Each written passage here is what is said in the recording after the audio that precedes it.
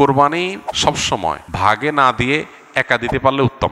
গরুতে আপনি ভাগে কোরবানি দিলেন, সেটার চাইতে ছাগলে আপনি একাকি কোরবানি দিতে পারলে বেশি ভালো।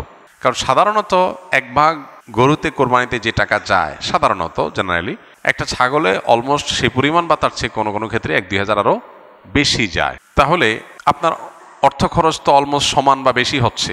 এদিকে একাধিক ব্যক্তি একই পশুতে কোরবানি দিলে সেখানে ঠিকমতো বন্টন হলো কিনা, কারোর মনে কোনো দুঃখ থাকলো কিনা, কোনো কম বেশ হলো কিনা, নানাবিধ বিষয় থাকে। আপনি একাকি কোরবানি দিলে, ভাগে কোরবানি না দিলে এই সমস্ত ঝামেলার ঊর্ধ্বে আপনি উঠে গেলেন। তবে এটা ঠিক যে একাধিক ব্যক্তি যদি একটা পশুতে কোরবানি দেয় এবং কারোর নিয়তের ভিতরে ভেজাল থাকে, এর জন্য সবার নিয়ত নষ্ট হয়ে যাবে, কারোর কোরবানি হবে না, ব্যাপারটা সেরকম না। কারণ একজনের পাপের বোঝা আরেকজনের উপরে আসবে না। তারপরও সতর্কতামূলক উপায় হলো নিজের হালাল টাকা দিয়ে নিজের মতো করে কোরবানি দিতে পারা। শরীকে কোরবানি দিলে সেটা সম্পূর্ণ জায়েজ। একটা গরু, একটা ওঁট, এই দুই ধরনের পশুতে আপনার সর্বোচ্চ 7টি ভাগ হতে পারে। আর এর বাইরে কোনো ভগ্নাংশ চলবে না, অর্থাৎ এক ভাগ দুজন মিলে নেওয়া চলবে না। যে কোনো এক ব্যক্তি বা একটা পরিবারের তরফ থেকে একটা ভাগ হবে, এভাবে সর্বোচ্চ 7 ভাগ। সেক্ষেত্রে যত ভাগ কম হবে সব তত বেশি হবে। কারণ হলো একটা গরুর দাম যদি 70,000 টাকা হয়, 7 ভাগ হলে 10,000 করে পড়বে। আর যদি সেই গরুটাকেই আপনি 2 ভাগে করেন তাহলে 35,000 করে পড়বে, তাহলে টাকা বেশি খরচ হবে। ইন্না আইজামাল জাযায়ে মা আইজামিল বালা। যার যত বেশি কোনো ভালো কাজ করতে গিয়ে যত বেশি কষ্ট হবে, শ্রম হবে, মেধা খরচ হবে, অর্থ ব্যয় হবে, সবের পরিমাণ তত বেশি হবে। সো ভাগের পরিমাণ যত কম হবে সবের পরিমাণ তত বেশি হবে। পাশাপাশি গোশত বন্টনের পদ্ধতি হলো যে কয় ভাগ হবে সেই কয় ভাগে কোরবানির গোশত বন্টন করতে হবে সমান হারে। এবং এক্ষেত্রে ভাগে কোরবানি দিতে গিয়ে গোশত বন্টন করতে গিয়ে যদি কেউ তসরুফ করেন তো সেটা হারাম হবে, গুনাহের কারণ হবে এবং নাজায়েজ কাজ হবে।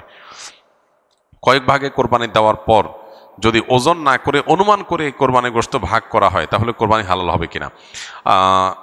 অনুমান করে ভাগ করলে সেটা জায়েজ হবে তখন যখন শেয়ার হোল্ডার যারা আছেন, যাদের ভাগ আছে, তাদের কারোর মনে যদি কোনো দুঃখ না থাকে, তারা নিজেরা যদি সম্মত হন। ধরা যাক যে 2 ভাই মিলে কোরবানি দিয়েছেন, তারা চিন্তা করতেছেন এত এক্সাক্ট মাপামাপি করা ঝামেলার ব্যাপার, অনুমান করে আমরা ভাগ করে ফেলি, আমাদের কোনো দুঃখ নাই, একটু কম হোক বেশি হোক আমরা ভাই ভাই, কোনো অসুবিধা নেই।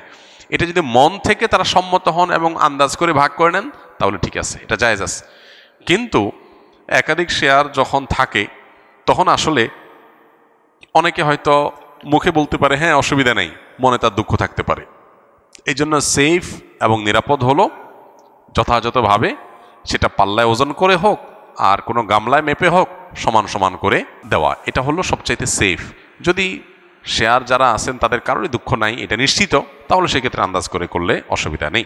আমার বাড়ির চট্টগ্রাম হাটহাজারীতে, আমি দুবাই ছিলাম, কিছুদিন হলো দেশে আসছি আপনার সাথে দেখা করার জন্য। আমি অনেক প্রবলেমে আছি, আপনার সাথে কিছু কথা না বললেই নয়, দয়া করে মূল্যবান সময় থেকে আমাদের কিছু সময় দিন। দেখুন, আমরা জুমার দিন এখানে তো সময় দিতে পারি না। যে ভাই প্রশ্ন এটা লিখেছেন তাকে বলবো আসন্না ফাউন্ডেশনে অফিস টাইমে যাবেন, শুক্রবার ছাড়া সপ্তাহের যে কোনো দিন সকাল 9টা থেকে বিকাল 5টা পর্যন্ত অফিস টাইমে যাবেন।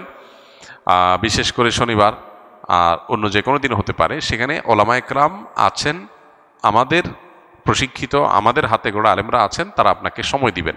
তারা অ্যাসেসমেন্ট করে প্রয়োজন মনে করলে আমার কাছেও নিয়ে আসবেন বা পাঠাবেন। আপনার সমাধান দেওয়ার জন্য অফিস টাইমে আমরা অপেক্ষমান থাকি, বিধায় সেখানে আপনি চলে আসবেন।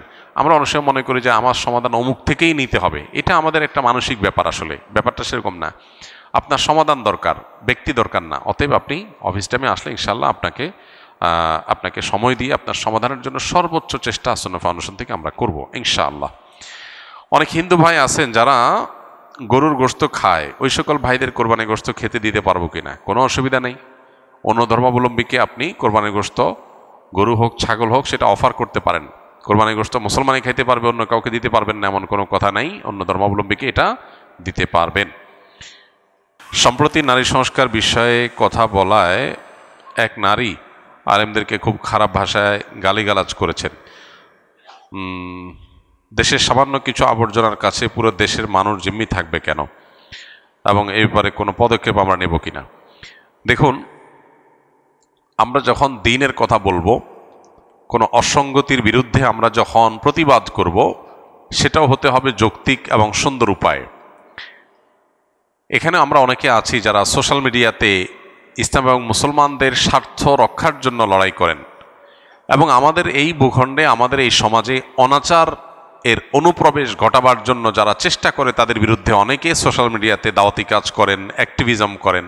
এটা খুব ভালো কথা, কিন্তু এইটা করতে গিয়ে আপনি মানুষকে বাজে কোনো ট্যাগ দেওয়া, গালি দেওয়া, কারোর ব্যাপারে কোনো জাজমেন্টাল কমেন্ট করে তার চরিত্র নিয়ে প্রশ্ন তোলা বা কোনো প্রকার কালিমা লেপন করা, এগুলো কোনো দায়িত্বশীল মুসলমানের কাজ না। অনেক সময় দেখা যায় দাড়ি টুপিওয়ালা প্রোফাইল থেকেই কোনো নারী, তিনি হয়তো এমন কিছু বলেছেন যেটা অযৌক্তিক, অন্যায্য, তখন তার কমেন্ট বক্সে গিয়ে, মন্তব্যের ঘরে গিয়ে তার চরিত্র ধরে টান দিয়ে একটা খারাপ কথা আপনি লিখলেন। এটা কোনো দায়িত্বশীল মুসলমানের কাজ না। গালি দেওয়া এটা ফাসিকি চরিত্র, নবী সাল্লাল্লাহু আলাইহি ওয়াসাল্লামের হাদিস থেকে আমরা জেনেছি।